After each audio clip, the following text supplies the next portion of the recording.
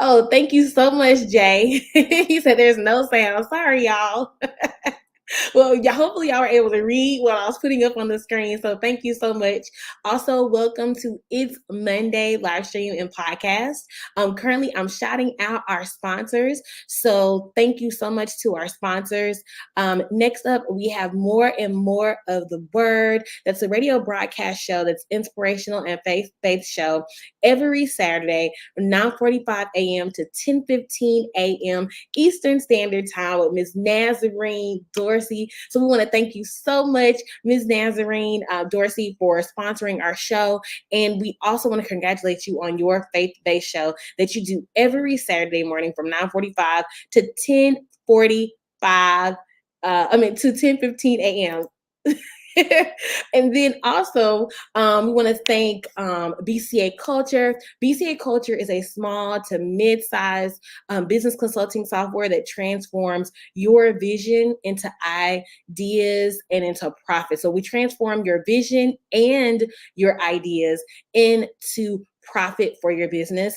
The digital software guides business owners on how to set up your foundations and increase your profit. So increase your bottom line. And then last but not least, we have Faceless Marketing Academy. It's a beginner course, again, that's designed for entrepreneurs, professionals, aspiring entrepreneurs, and to teach you how to automate your digital marketing systems and earn 100% profit in whatever it is that you do. So now that the sound is on, okay, Jay, if you can hear me, just give me a thumbs up. Let me know that you all can currently hear me. I'm going to go back to the top so you can hear what I said. And I wanted to welcome you to It's Monday live stream and podcast featuring myself, Darby Dorlia, and of course, Nikki B. We're so excited to have you all on our podcast. Hey, Natasha. So excited to have you all on our podcast and on our live stream show. Okay. The way that we're doing it is that on It's Monday, every Monday at 8 o'clock p.m. Well, is it 8 o'clock p.m.? Okay, yeah. It's 8 o'clock p.m. Eastern Standard Time, and also at 7 o'clock Central Standard Time. We are committing 30 minutes to 1 hour, teaching you all one topic, one subject in reference to business. So this is a small business show. The show is for small business owners, and the whole purpose of our It's Monday live stream is to really inspire and motivate business owners. We understand that Mondays are like the most dreaded days of the week. So myself and Nikki B came together and was like, you know what? Let's change it around and let's have a wonderful kickoff to the week. That means we're bringing in more contracts. That means that we're having more fun. That means that we're bringing in more business. That means that we're establishing better relationships. And so the show is truly about being coming to the table and truly having an awesome time on our It's Monday live stream show. Hey, Nikki B, what's going on, girl? Hey, everybody. It's Monday. And I'm so glad that you're able to make it on. Your hair looks gorgeous, by the way. Thank you. Thank you. Braids by me, of course. Of course. So thank you so much for tuning in. And as I was just sharing with everyone, just going over our intro, and just sharing like what It's Monday is really about. It's about, bringing that vibrant energy to Mondays, because we know sometimes Mondays is like, oh my goodness, I can't believe it's Monday already. you know So with this show, our whole intention is to bring positive energy, inspirational energy, energy that will be able to propel you all throughout the rest of your week, especially as business owners. So setting the pace for you to close out 7 figures, 8 figures, for some of you 6-figure deals, for some of you it's 5-figure deals, and for some of you that are just getting started, it's actually just starting to put your pricings together, starting to get your marketing together, so you can have the opportunity to have those type of deals. So we're super excited to share with you all on today. We are breaking down the 5 P's of digital marketing. So if you missed the first couple of P's, go back and check the previous lives. Again, we are live streaming on LinkedIn, Facebook, and YouTube, okay? At Darby Dorley and at Nikki B. And then if you all desire to be a sponsor or a live guest, then you can email sponsor at itsmonday.live, as well as Nikki B and I have a digital marketing course. You can take our digital marketing course. You want to DM the word quiz. So send us the word quiz, okay, to our DMs, and we're going to send you more information. And then we're going to jump right on into tonight. This is the second part of what we discussed last week, which was products. Okay. So we're going to go over the 5 P's of digital marketing. We're going to say it over and over and over again. So that way you feel comfortable as we're talking about the 5 P's of digital marketing. Okay. So number 1, people. We've discussed people. We went over price a few weeks ago, and now we are talking about products. In the upcoming weeks, we're going to talk about place and promotion. And then also in the upcoming days, couple of days, we are going to have a special live stream that will affect all business owners across the United States, as well as abroad, if you have businesses that are here. So we definitely tune into that because we have some exciting news to share with you all in reference to that. So I'm going to turn it over. We're going to jump right on into tonight's topic, which is products. Absolutely. Thank you so much for that beautiful, beautiful introduction to our wonderful show. You guys, my apologies about my tardiness. If you know, you know. Life be life, and mommyhood is mommyhood, okay? So yes, mommyhood is mommyhood. Yes, so tonight we're discussing products. And we talk so much about products because people don't fully understand, or business owners don't fully understand what it means when we say product. Product is anything, any product or service that you can collect revenue from or build your revenue stream. We are not in business to, for the glitz and glamour without making the money. We want to make the money if we are in business. So you have to position your business so that it can be profitable, because we don't want to miss any coins. Okay. That's the whole reason why we're doing this, is so that we can be profitable and create more revenue for our businesses. So whatever way you choose to create, a revenue stream in your business, if you want to have a subscription for your clients, if you want to have products, if you want to have services, if you want to have digital products, all of those things will bring in a revenue stream, possibly from one genre or one area in your business. And with that being said, we can talk about product innovation, products that are consistently evolving due to innovation, and companies investing highly in the research and development and the groundbreaking advancements of their products. Okay. Innovations such as smart devices, wearable technology, eco-friendly products that reflects consumer needs and preferences. We always want to have products and services that solve the problem for our clients so that they can keep coming back to us for more. Okay. We always want to position ourselves in business to make money. So we have to follow trends. We have to make sure that our product or service is innovative. It's up to date. It's not obsolete. If it's obsolete, you're probably not going to make any money from it. So things like that, we want to make sure that we have everything for our products to be profitable in our businesses. Yeah, and to piggyback off what you said, Keita and Nikki, that is key, what you said about being profitable, about making sure that our services really reach our end market or our target markets. And so when we create our products, right, our products want to have an end resolution in mind. So write this down for those of you who are taking notes. You want to have an end resolution in mind. And how can my research and development for my product innovation truly take my business to the next level and take my clients to the next level and help them hit their goals in a short amount of time? Okay, in a shorter time frame. So when we're looking at product innovation, we're really looking at ways in which we can truly be innovative through and using research and development to really get to that level. Also, the next thing that we want to go into is we want to talk about the product life cycles. Okay, so when we're looking at the product life cycles, the products are going through distinct life cycles. And we talked about it last week when we talked about the product lifestyle management or life cycle management. So I'm just going to touch on this briefly. But they go through the introduction phase when you're introducing your product to the market. This right here takes a lot of research and development to piggyback off what Nikki just shared. Okay. Then your product's going to go through your growth stage. Then you have maturity, and then also your products go through a decline. So those are the life cycles of your product or your service. And that is something to know. So every season, your product may or may not be in demand, and that's okay. That's why you want to constantly understand what your life cycles are, constantly, as we talked about last week, make sure that you have great product quality, make sure that your branding and packaging is together, constantly understand your cycles, constantly understand your seasons. So when your product is in its mature phase, when it's in its growth phase, you can really capitalize and be profitable. Absolutely, because that is the goal to being in business, is to make profit.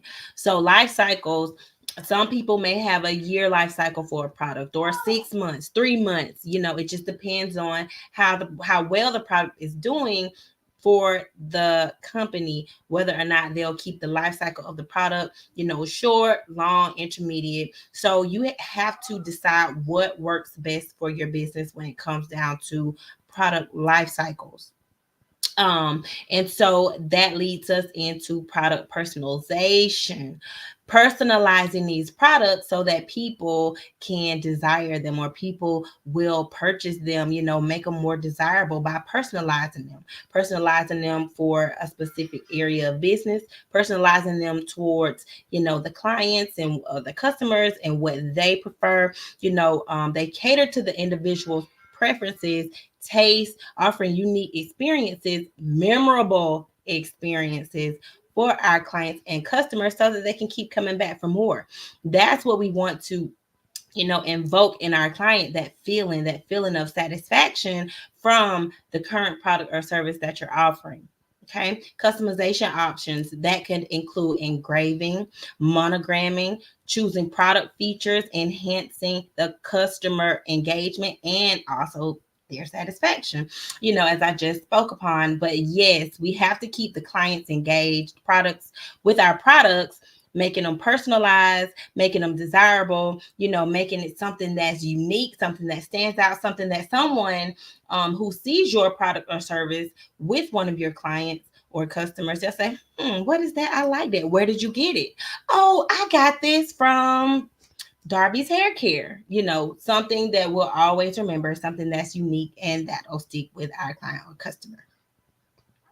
And I agree with that. That product customization is everything, which leads into your product packaging and your product branding. Because sometimes when you're sending out your products through your packages or through your branding, you also can incorporate some of that customization in there with your brand. Like, for instance, when you drive through maybe Chick-fil-A, the first thing they ask is, what's your name? What's your name?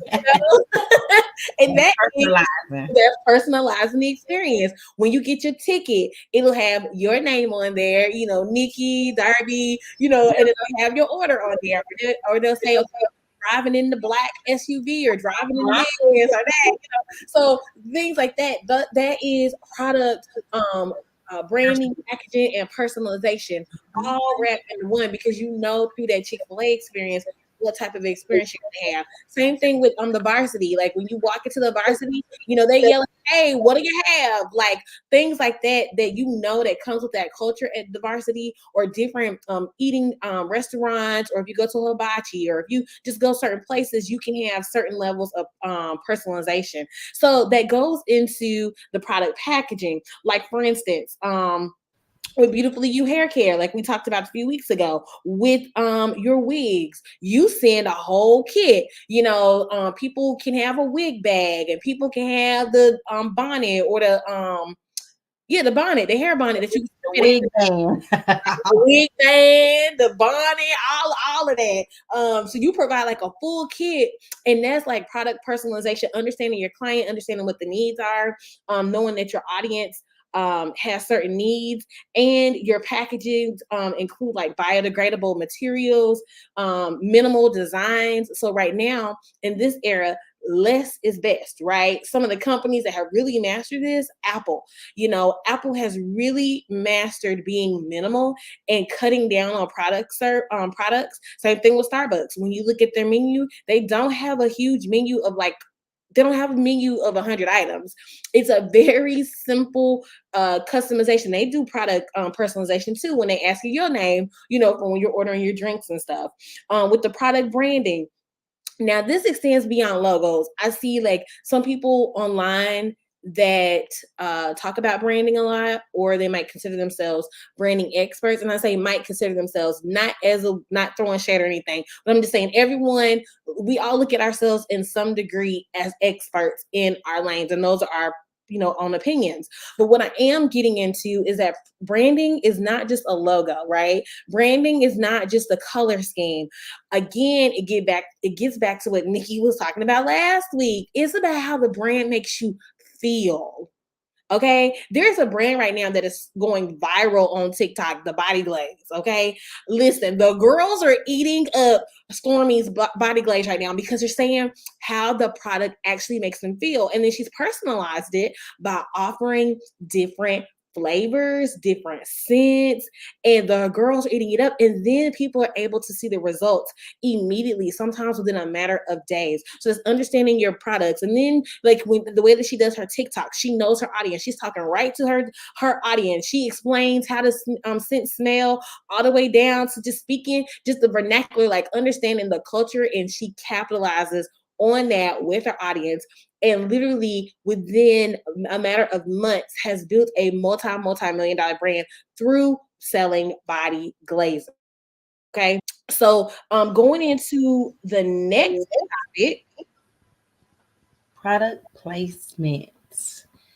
Product placement. Yes, it matters how you place your product. Yes, it matters the influencers that you use. Yes, it matters how you place your products on and through your social media channels. Yes, it matters.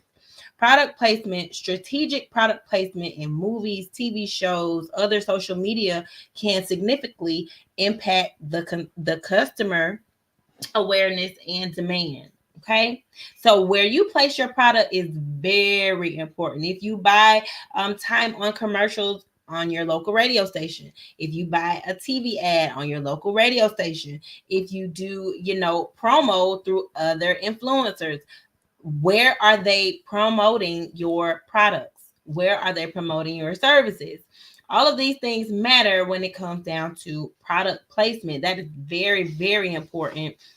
A very important aspect of, placing the product in the correct place and receiving revenue, because we don't want to go where the people not at. We're not going where the people aren't. that is so true. And you know what?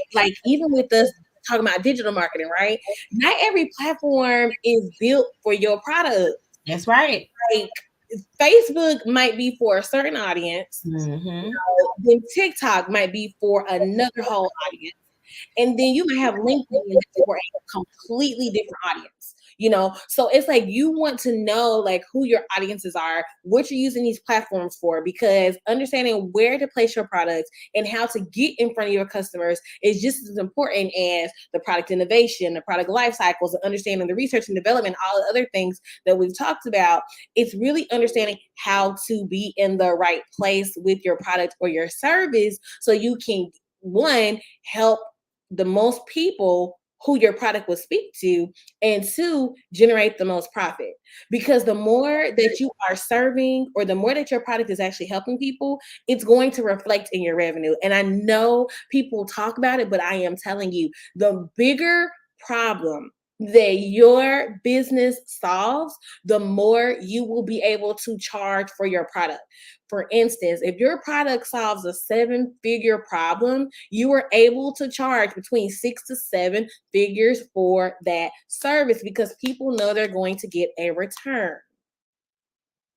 Absolutely. Now, I know y'all, we talk about these influencers on social media platforms, but it's one particular influencer that comes to mind to me, and she was live today, and she was talking about how much it is for clients or, people who want promo from her, how much they have to pay her to put a wig on her head and for her to advertise their wig.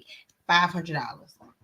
$500 for a stylist to do her hair. She's charging them $500, not them charging her. She's charging them $500 for them to put a wig on her head. She said, if you don't like it, it's business.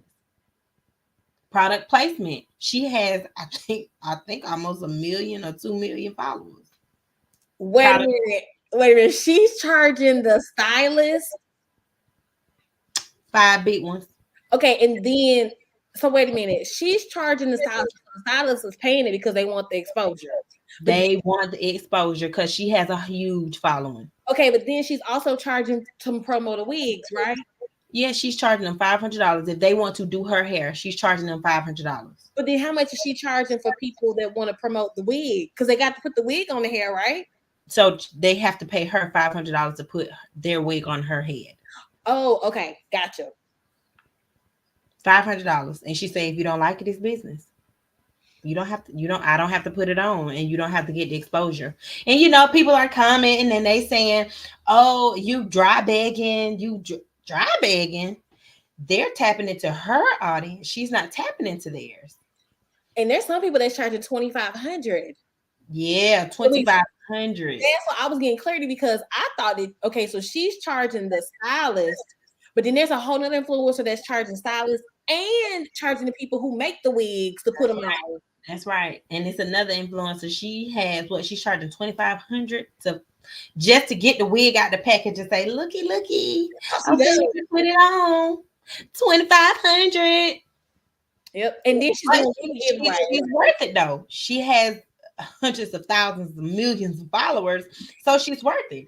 You crack me up when you do that. Huh? I said you crack me up when you do the hundreds of thousands and then you just skip right on hundreds of thousands of millions of followers. That's a lot of people. So that's the price, and people are paying it. And people are paying it. And she has wigs, 16 to 20 wigs at a time that's sent to her for her to put on the wig. And that's crazy because they keep on coming and coming and coming and coming and coming in. Mm-hmm. It's the position, the placement. Yeah. Where you put your products at. Oh, that's good. That's how good. You invest. I mean, we got to be profitable. So if you gonna do it. Go big or go home. That's good. Top influencers, figure out how you can get in front of their audiences. If we want to make our products profitable, they're giving us the blueprint. That's good. If we can't see it, so this is the purpose of us breaking it down so that you can get it in bite-sized pieces. No, that's good. That leads to, product cultures. Certain products have become ingrained in specific cultures, subcultures reflecting social identities and values. Okay, where you have to understand your audience. That goes back to that. You have to understand your audience, their cultures, what helps to identify that market. Product cultures is very important when it comes down to understanding your product for your business. And some products have become so a part of our culture, like Kleenex. Mm-hmm. Kleenex is a brand, right? Mm-hmm. But because it might be tissue, it might be a whole nother brand, but because Kleenex has built such a brand, people will say pass in the Kleenex, and it could be a whole nother tissue brand. So that's an example of product cultures. Like something becomes so a part of the culture that's now become the term, such as Google. Okay, well, people be like, okay, well, it used to be a time when they're like, okay, well, you can just Google me. You can just Google me. Yeah, no, that's out of date. Yeah, that's out of date now. Now it's okay, you can just DM me or go to people's message or DM them or contact them or talk to their publicist. Like things have changed, things have upgraded. So that's what we're talking about, just to break it down on the product cultures. It's just understanding what that product is in the culture and how it can become such a phenomenon that it becomes standard in the culture. Right. Mm-hmm. Right. Which leads. Were you about to say something? Nope, but I was gonna piggyback off of what you said, which leads us to the point that's last but not least. All right. Product recalls and failures. Sometimes, things just don't go as planned. Mm-hmm. So when there is a defect with the product or a failure with the product, how do you handle that situation? Yeah, like the truck, like the truck that's going on right now with the Tesla truck. And mind you, this is live or this is live streaming. This is gonna be on podcast. So if people listen to it, these are all our opinions. This is for educational purposes only. I can hear our lawyers now. For educational purposes only. And these are things that are happening in the news. These are facts. This isn't stuff that we're going by hearsay, right? So the Tesla handle, I think it was auto accelerating. Wow. On the new truck. You know, the truck that looks like The armor tank. right, like aluminum foil. Yeah. Yeah, that one. Can you imagine driving and all of a sudden that accelerator is And accelerating? you can't it Girl, you talking about what? Yeah, that's what they're saying is happening on some of the wheel, on some of the accelerators. So no that is a prime example of a product recall. And we see product it all recall. the time. Yeah, even in cars, I have a recall on my car. I think a hood latch or something. So it's always something. It's always a recall. It's always a defect. So how do you handle that? Contact the customer. Let them know. Send them an email. Mm. Send them out a quick text message. Hey, sorry about the inconvenience, and run down the issues with the product or service. Let's just say you're in a for service business and you work for the client and things just don't work out as you planned. How do you handle that? Do you go back and forth with the customer? Is the customer always right? What will you determine? What will you use as determining factors of product failures and recalls in your business? Which way to go? Mm-hmm. I That's some mean, good points. yeah, because some products, due to the nature of the product, they can't be refunded or they can't be fixed. So you have to determine what form of product recall you will use for your product or service. You can go to other people that's in the same business as you and look at their refund policy or their recall policy and see how they handle theirs and kind of tweak it and make it fit your business as well. That's an excellent point because although we're talking about you could be very profitable, through the 5 P's of digital marketing, and we're breaking all of these different P's down, it's very important to talk about this because product recalls and failures is a real Yeah. thing. You know what I'm saying? It happens constantly. Food getting recalled, maybe because of E. coli. I mean, vegetables, fruits, vegetables, meat getting recalled because of, just certain diseases or just uncleanliness or whatever. And maybe at a factory, things weren't clean, and so they realized the food went out. Medication gets recalled. The lots might have gotten filled with bacteria or something, and so you know what I'm saying. That happens quite a bit. It might not be publicized as much, but product recalls and failures do happen. So how do you mitigate those risks, or how do you slow down those risks for your business? Because at the end of the day, if you have a product recall and a failure, then that's going to lead to loss in profits and or a loss in your reputation, or it's going to affect your customers in some way. So how do you handle product recalls and failures? Nikki B said it excellent. Go look at what's happening in your industry and see how others have previously handled it. Okay. If there's legal matters, of course, try to get with the best in your industry and or get legal advice from others who have been through a similar situation. And also to make sure that you have a great PR, great publicist, because your publicist will handle any type of product or service failures, and they will help to kind of they will help Olivia Pope your business, right? So if something happens and it was just out of your control, then you want to have someone that can professionally articulate to the public what's going on with your brand. Okay. And in summary, this is it. We've talked about to this point the 5 P's of digital marketing: people, price, and products. Next up, we have place and promotion. And then we also have a special live coming up soon, very soon, okay? Announcing about this new affiliate program. It's no cost to you as business owners. However, it could be a great tool to transform your business financially. It can transform your business in a great way. Okay. Also, you'll be able to assist and help a lot of business owners should you choose to, because this is what's happening like right now, and it's happening live. Myself and Nikki, we have done a lot of research on this topic. Been researching it for over a year now, so we know what's going on. We're closer than most when it comes to the information that'll be released over the next few days or so. Okay, so, or the next few days up to a week or so. Still make sure we iron out everything and make sure that everything runs smoothly. So when we release it, y'all are free to rock. Okay, so I am going to turn the call over to Nikki B. Nikki, go ahead and close us on. Yes, ma'am. The favorite part of the show, honey.